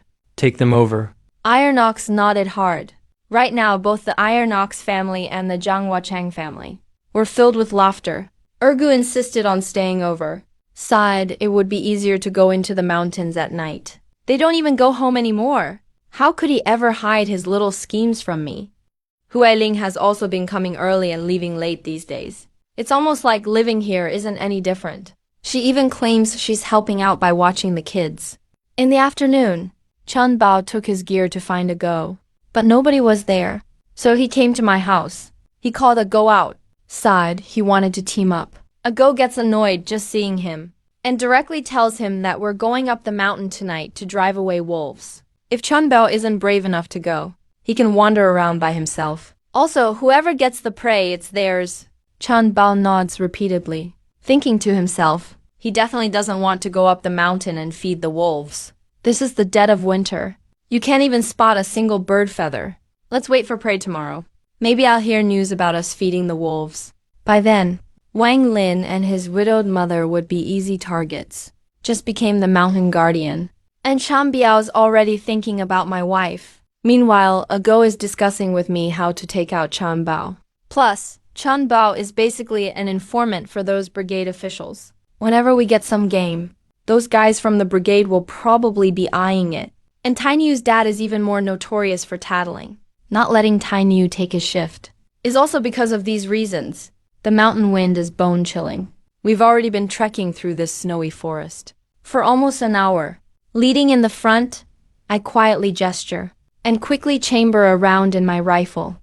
A go gets tense too and looks in the direction I pointed. Down the slope in the snow, not far away, are several dark shapes. Wild boars, we got lucky. A go is very experienced. I assign everyone their targets and remind a go to aim for the head. Because with adult wild boars, it's almost impossible to kill them if you don't shoot the head. If they charge, it's nearly fatal. Just as we started the encirclement, the old boar suddenly became wary, pacing back and forth. It let out heavy warning grunts. The wild boars that were feeding all gathered around. I realized we'd been exposed, so I didn't hesitate anymore, and just fired. Bang. A huge adult boar's eyes blew out, stumbled a bit, and then crashed heavily into the snow. The boar herd was in chaos. The boar ago was aiming at bolted down the snow slope instantly. He quickly switched targets. But all the boars were already too far away. No point in shooting anymore. I signal a go. Damn, why did they react so fast? Go looks a bit embarrassed. I quickly reassure him, saying the wind shifted. The old boar smelled us. Tainyu brings over the axe and quickly starts working on the boar. First cuts off its head, then splits the massive wild boar into 3 parts. He cleans the edible organs with blood. 3 people each pack their portions into baskets, leaving some organs and the pig's head. If we can draw out the wolf pack, we won't need to go deep into the mountains and hunt by the road. Quickly send the boar meat back, then hurry back again. By now, everything left on the ground has been completely licked clean. Wolf claw marks are everywhere. Through the cold wind, we can still hear wolves howling nearby. A go listens carefully and suddenly says the wolf pack seems to be hunting us. We suddenly spot in the distance a flash of bright green in the darkness. I realize I was careless.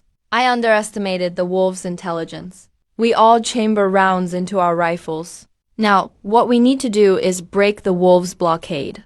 We need some open ground to force the wolf king to show up. Just as we were moving, a gray wolf jumped out from a snow pile up ahead, trying to scare us back into the trap. I raise my gun and shoot. The gray wolf gets its head blown off with 1 shot. It didn't even have a moment to react. Tianyu still wanted to go drag away the gray wolf. Ergu kicked him in the butt out of anger. Hurry up and run. It's already this late. Only Tianyu would still be thinking about wolf meat right now. All around us, gray wolves were quickly closing in. The wolf pack, led by the alpha's howls, had already entered hunt mode. I led them as we charged up the hill ahead. Whenever Tiju and Ergu started slowing down, I would turn and fire a shot. We only ran a few hundred meters, but 2 gray wolves were shot dead on the spot. The alpha wolf kept howling. As we reached an open area, the alpha wolf finally appeared. It was at least 200 meters away from us. In the moonlight, its silver fur shone brilliantly. As soon as Ergu saw it, he shouted a warning. I noticed it immediately too. I knew if I didn't kill this alpha, the wolf pack wouldn't scatter. I handed the fully loaded Type 38 rifle to Tinyu. Ergu quickly turned and raised his gun, but the wolf was way too fast, making it impossible for him to aim. Tianyu widened his eyes and just fired the gun wildly. He couldn't aim at all, just shooting by feel. Bang, bang! Gunshots rang out. Everything descended into chaos. But it gave me the window I needed. I raised my Chuntian rifle and aimed at the howling alpha. I steadied my breath, put my finger on the trigger. Bang! The gun went off. The howling alpha staggered and fell to the snow. Ergu was stunned. One shot took out the alpha wolf from 200 meters away. Some wolves realized something was wrong, while others still charged crazily ahead. I chambered another round and fired again.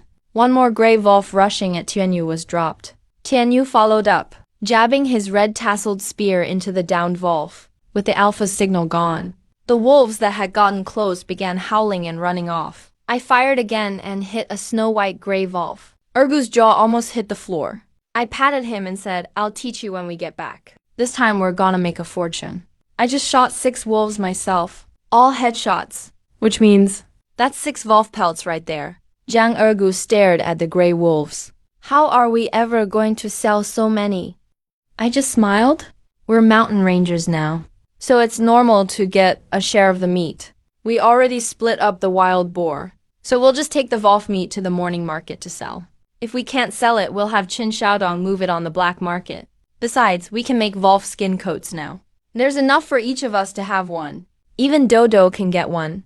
Otherwise, I wouldn't have taken out the little white wolf with my last shot. We joked and chatted, and cleaned all 6 wolves. Tonight's haul is enough to scare anyone. But it was super dangerous too. The whole wolf pack silently surrounded me. Even I, a special ops soldier from the future, didn't pick up on it. No wonder the elders say wolves of the mountains are like demons. Tianyu's really strong, so he carried the 2 biggest ones on his back. Ergu and I each carried 1 big and 1 small. About that wild boar, Ergu. On the way back you carry a piece home. Split some up with your Wang family. On the way back I reminded Ergu about it. He hadn't thought of that, but then realized each piece is over 100 pounds. Half a piece is enough. I'll send mine to Uncle Kui. Let him distribute it himself. He's infamous in the brigade as a slacker. Not welcome at the Wang family either. Only Wang Kui takes care of him now and then. Let Wang Kui share with whoever he wants. I nodded. Then I looked at Tianyu and said, as for the other half, take it to your mom tonight. After all, wild boar meat doesn't sell as well as wolf meat. Give her a little extra. Tianyu just grinned. How are we going to eat all this meat anyway? When we got back, Wang Lin was so shocked to see us. He kept checking me over and over, afraid I was hurt. Ergu, who never had anyone dote on him growing up, was super envious. The 3 of us got busy again. Skin the wild boar. Skin the gray wolves. Scrape off the fat. We were still working when I told Tianyu to carry half a boar and head for the clothing brigade for his mom and a little sister. Ergu and I took care of the 2 brothers. After everything was handled, we buried all the meat in the yard snow. Ergu shouldered his gun and headed home. By then, Wang Lin had already gotten hot water ready for my bath. The moonlight was beautiful. We'd made quite the ruckus tonight. Even Dodo woke up from all the noise. She cried for a while. I hugged Wang Lin and talked to him about building a big house someday, a Sihuan-style courtyard, or maybe get an apartment in town. I went on. My body suddenly filled with energy again. As the bell rang, another busy day began. Tianyu and Ergu were already waiting by the door, both of them stomping their feet from the cold. I told Ergu to get Wallen. Tianyu and I loaded the cart. Wang Ling got up and got ready too. Even though we're not that far from the county, after Wang Lin fell out with her family over me, she's never gone home again. But Wang Lin's mom comes by every few months, secretly bringing her brother, with money and food. Without her family's help, we would have starved long ago. But it's been 4 months now. I was wondering about that. Soon little Ye came running over too, shouting for shredded meat noodles. I laid out 2 wolf pelts on the flatbed, piled all the meat at the back, covering it up tightly. Everyone set off for the county. The morning market is getting busier every day. Even early in the morning, people line up for meat. When the kids saw the fried dough stall, they got so excited they couldn't move. I told Wang Lin and the others to go have breakfast first. I went to sell the meat with Tianyu. We had over 500 pounds this time, including wolf and wild boar. Don't crowd. I yelled loudly. Half an hour later, Qin Xiaodong showed up with lazy eye. They eagerly came over to help. He made a killing off those industrial coupons I gave him.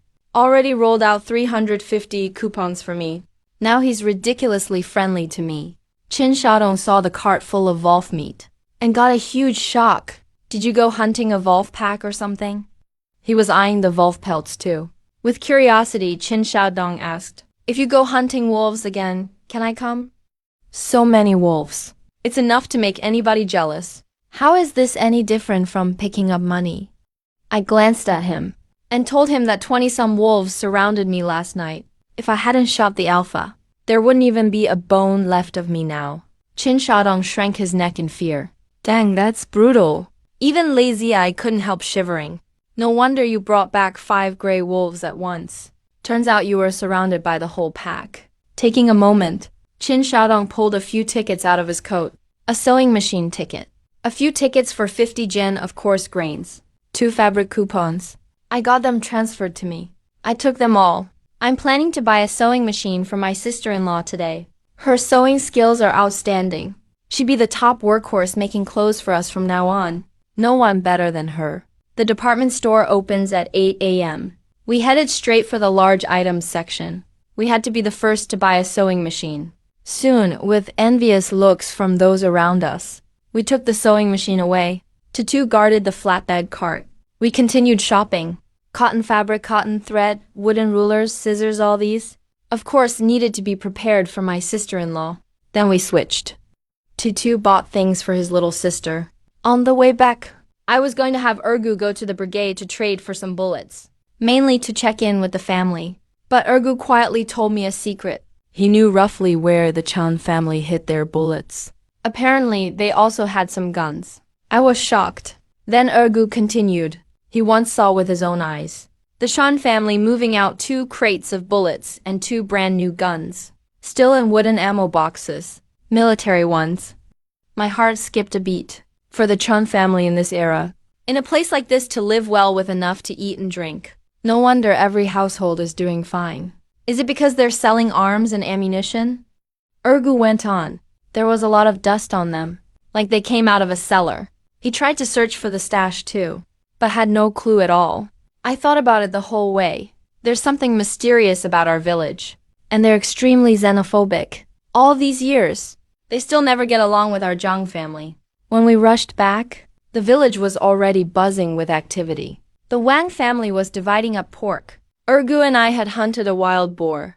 Last night, we gave more than 50 jin of pork to Wang Kui. By the time the news got out, it was all divided up. Every household in the Wang family got a share. The Shan family couldn't sit still anymore. Who doesn't want to eat meat? The pigs raised by the brigade still haven't been slaughtered. They're all drooling just thinking about it. The first unlucky one was Chen Bao, still lying in bed. A group of Chun family elders, women and children squeezed into the house. Biaozi, where's the wild boar meat you divided up? The Wang family has already finished dividing theirs. Why are you still sleeping? This kid. Get up now and show us the wild boar you caught. A crowd of uncles and aunts kept urging him.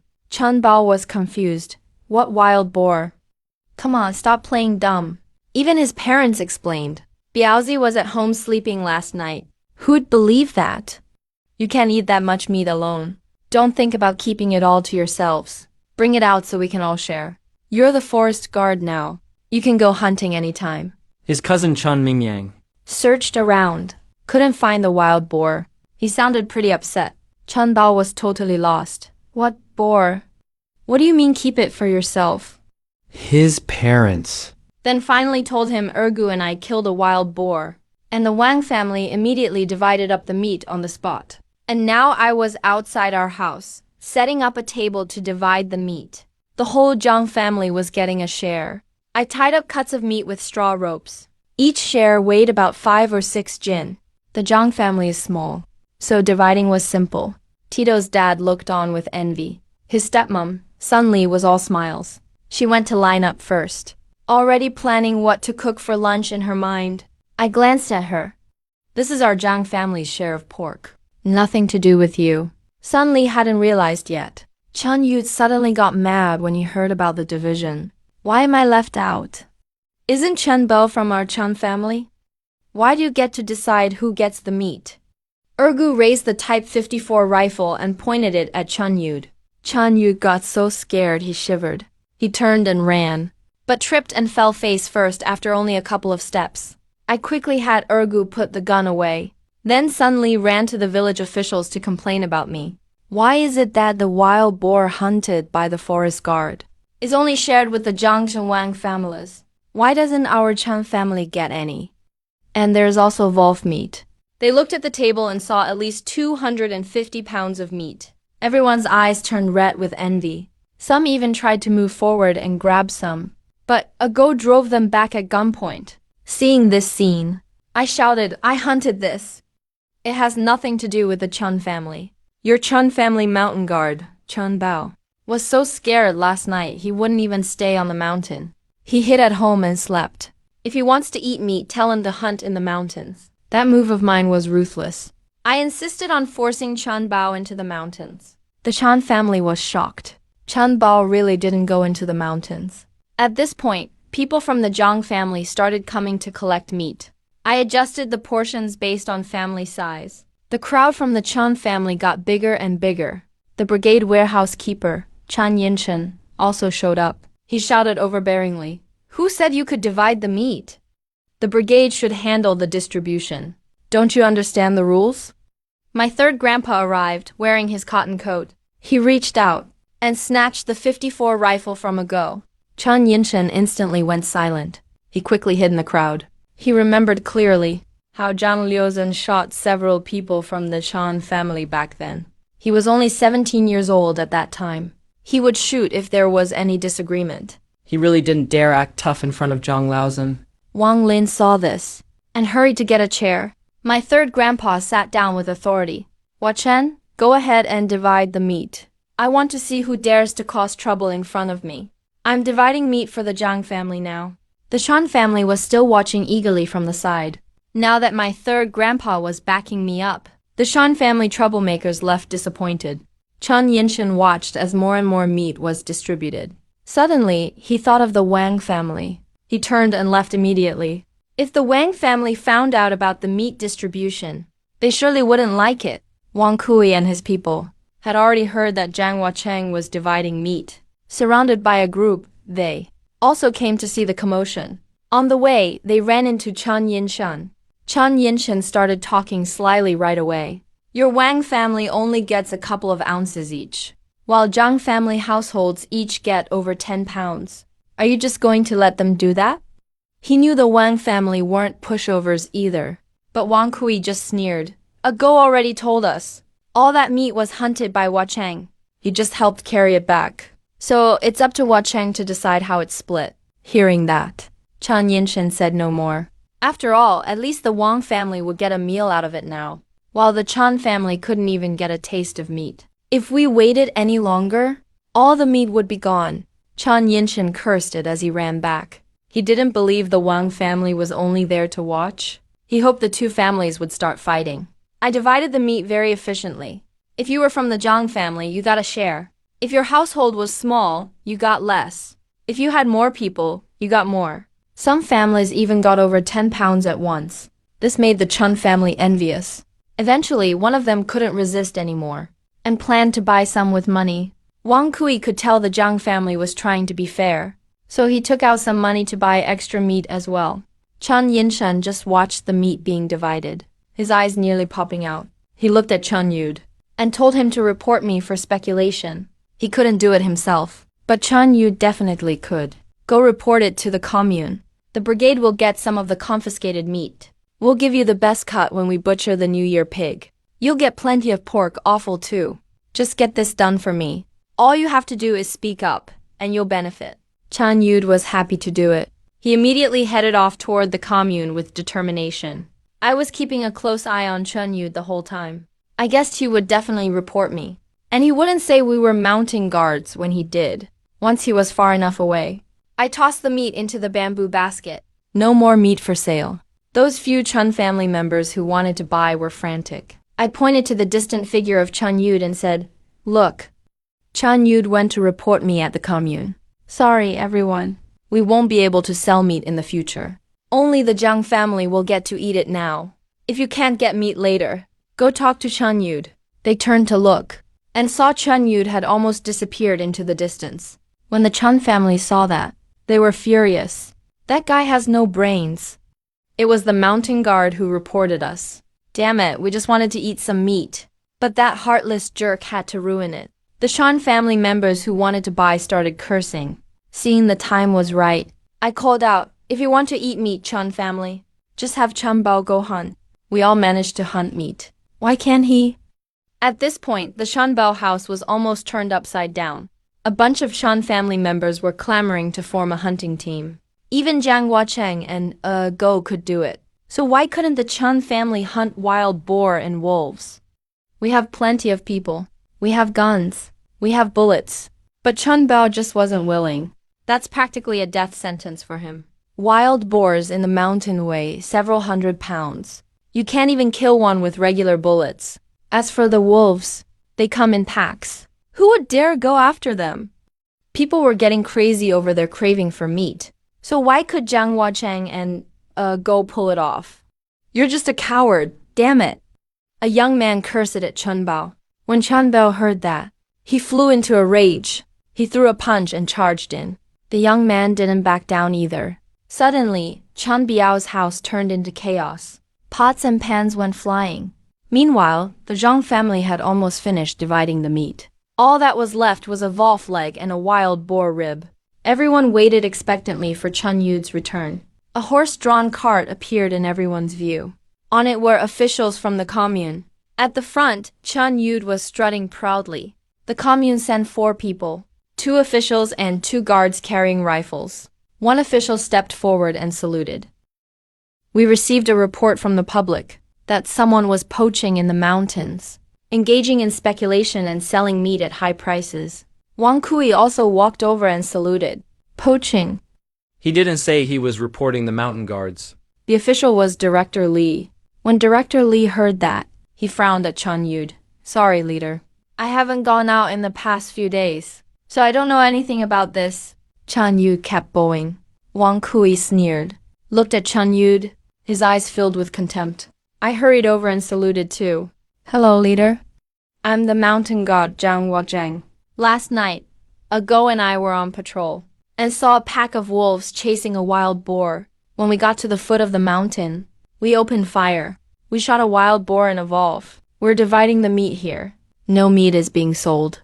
When they heard it was just being divided, the female official next to Director Li raised her eyebrows and glared at Chun Yud. Didn't you report that he was poaching, selling meat at high prices, and disrupting the market? If it was sold right here. Wolf meat is 1 yuan per jin.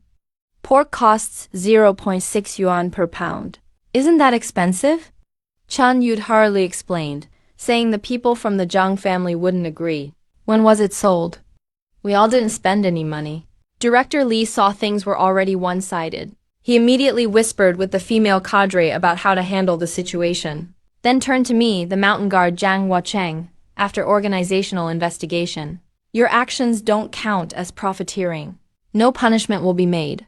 But the remaining wolf meat and pork, the commune wants to buy them at the purchase price. Does that work for you? The new year is coming. Who doesn't want a little more meat? I cheerfully agreed, bundled up all the leftover wolf meat and wild boar meat, loaded them onto the cadre's vehicle. Chun Yud saw this and got anxious about the commune's decision. He came running to buy meat. What's this all about? As he was about to leave, Director Li looked at Chun Yud. His gaze was icy cold. Because of your malicious reporting, you disrupted collective unity. You're fined 10 yuan. Pay at the commune before noon tomorrow. If you're late, you'll be seriously dealt with. Director Li was strict and meticulous. Chun Yud still wanted to argue, but the commune wagon was already far away. At this moment, Chen Gongling was venting his anger at the brigade office. He was about to explode from his teammates' stupidity. Which bastard went and reported him? Are you all pigs? Chen Gongling stepped up and grabbed Chen Yinshen by the collar. He growled fiercely under his breath. We haven't paid public grain for 3 years. Chun Yud doesn't know that. You don't know either? They used to be tough because things were chaotic. After the country stabilized, in order to suppress them, the commune sent the Wang family here. Back then, the Wang family were the firebrands of the mountains. But at the time, these guys quickly subdued them by their own methods. So the commune's divide and conquer tactics didn't work anymore. Soon after, Zhang Jiaoting was merged into their group. A bunch of soldiers nearly turned the whole village into a battlefield. The good days for the Chan family were completely crushed by the commune's move. Nowadays, times have changed. Wanting things to be like before is impossible. Chan Yinshan was still unconvinced. If nothing works, let's sell some guns and ammo to cover the hole. Chan Gongling slammed the table in anger. Meanwhile, Ergu also set his sights on Zhen Yud. Always reporting people. Maybe we should break his leg. I quickly discouraged him from that idea. The Chan family couldn't get any meat or buy any. Sooner or later, their resentment would target Chen Yud. We packed up the stall. I calmly went back inside to fetch the sewing machine. Big sis-in-law paused her steps home. Her cheeks were bright red with excitement, sneaking a peek at the gift from my place. Little Ye came running, grabbed big sis-in-law and rushed home. They were waiting at home for the sewing machine. Chan Xing's heart was pounding like a rabbit in her chest. First thing at home, she slapped her thigh several times, like she was dreaming. Then Ergu and I arrived pulling the flatbed cart. As expected, the sewing machine was moved in too, and countless wolf pelts and wild boar skins afterward. Chan Xing patted her chest hard. She couldn't even say thank you 3 times in one breath. After everything was settled at the family home, I got ready with Ergu to explore the Chun family ancestral hall at night. It was still close to sunset. We set the crab traps, then headed to the Chun family ancestral hall. It was an old house at the edge of the village. Snow was pouring down, becoming our best cover. I led Ergu quietly inside. The ancestral hall walls were reinforced, but that couldn't stop Ergu and me. We climbed over the wall. The ancestral hall was pitch dark, and the door Had an exaggeratedly big lock. I easily picked it with a thin iron wire. Ergu looked on in shock. Inside, we first lit a candle. Finally saw the interior setup. The front hall was lined with spirit tablets, all covered with a lot of dust. Clearly hadn't been touched in ages. I thought about the location of the tunnel. My gaze slowly fell on a painting of Fu Lu and Shou behind the spirit tablets, the immortal's hanging scroll. Ergu searched around but didn't find anything, then noticed where my gaze was focused, and went to take it down. There was an old black cloth covering the wall. Lifting the cloth revealed a pitch-black wooden door. Both of our eyes sparkled with excitement. I pulled open the door. A cold, rotten, earthy smell rushed out, and at the same time, a stone staircase leading downward was revealed. Ergu drew his bayonet and was about to go in, but I stopped him right away. I gently untied a very thin rope that was setting a trap. Ergu froze for a second. That wasn't necessary. If this rope moved even a little, the iron bell inside the house would ring. Old Uncle Chun lives in the house right behind the ancestral hall. If there's any noise, he's probably going to hear it. Ergu looked up at the iron bell hanging from the beam. How did he not notice it? The stairs aren't exactly narrow, but only one person can pass at a time. The candlelight flickered. When we got to the basement, my heart was pounding hard. Ergu's eyes went wide too. This isn't just a cellar down here. It's a small military warehouse. And the whole warehouse was made of stacked stone, spotless and neat. Rows of wooden crates, big and small. Every one of these crates is military issued. Army green crates. There are some serial numbers on top. There's even Japanese writing. Ergu's eyes widened, and he couldn't help swallowing hard. All military grade gear, all military, and it's Japanese military equipment. I went up and pried open one of the crates. Inside were rows of jet black Type 38 rifles. I opened another one. It was all Arisaka rifles too. Oh my god, the Chan family. Did they discover a small Japanese military base and clear it out? Or did they loot the Japanese army's warehouse? A box full of ammo. All these smaller boxes were filled with bullets. The shiny brass bullets almost made Ergu dizzy. Now I finally understood why there was never a bullet shortage in the village. Let's open them all and take a look. See if there's anything else inside. I checked each crate one by one. There are probably a few dozen crates here. Some crates were obviously taken away, leaving an empty spot. Wajang, come check this out. What is this? A pistol? Ergu whispered in shock. I quickly walked over to take a look and got excited. That's a Mauser C96. Ergu, this is really valuable. It's worth a lot. With this, even a pack of wolves wouldn't scare us. A yellow C96 Mauser, also known as a box cannon. There are about a dozen more in the crate. More box cannons? Check for them. Magazines and bullets. Looks like most of this crate has already been taken. Only a dozen or so left. We quickly found the 10-round magazines, and even found 2 whole boxes of bullets. I did an inspection. Everything is still usable. Just need to take them back for some maintenance. Kept searching and soon, I confirmed that besides 5 crates of Type 38 rifles, 2 crates of Arasaka rifles, there's only about half a crate left of Mauser C96 South. The rest are all bullets and 2 crates of bayonets. No grenades. No light or heavy machine guns either. But I was still hyped. We carried off the C96 Mausers. The crate was stuffed with magazines, and I grabbed another case of bullets. I carried 4 brand new Arasakas on my back. And so did Igu, plus 2 boxes of bullets each. Wacheng, if the Chun family sells all this, they'll be filthy rich. After we moved all of it out, Ergu got really nervous. They probably sold it off bit by bit all these years. No wonder the Chun family lives in luxury. Let's move it all outside first. Bring as many bullets as possible. It's not just you, Ergu. My heartbeat was racing too. Okay, Ergu turned and ran downstairs. Everything, boxes of bullets and guns, was moved out onto the snow. Seeing 20-odd boxes of guns and ammo in the snow, I quickly stopped Ergu and told him to take 1 batch first. Only the stuff you take is actually yours. Ergu looked back longingly, then started carrying things outside. I told Ergu to go home and get a flat cart. Meanwhile, I returned the ancestral hall to how it was. Pretty soon, Ergu came back with Tianyu.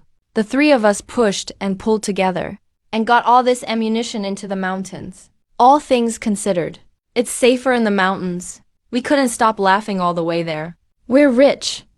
I'm thinking of selling all these guns and ammo for cash. The mountain path was steep, but we finally found a suitable cave. We hid everything inside. As we turned to leave for home, we suddenly noticed how creepily quiet it was around us. Not a single sign of small animals. So I grabbed 6 C96 Mausers, made sure to load enough bullets, and we geared up together.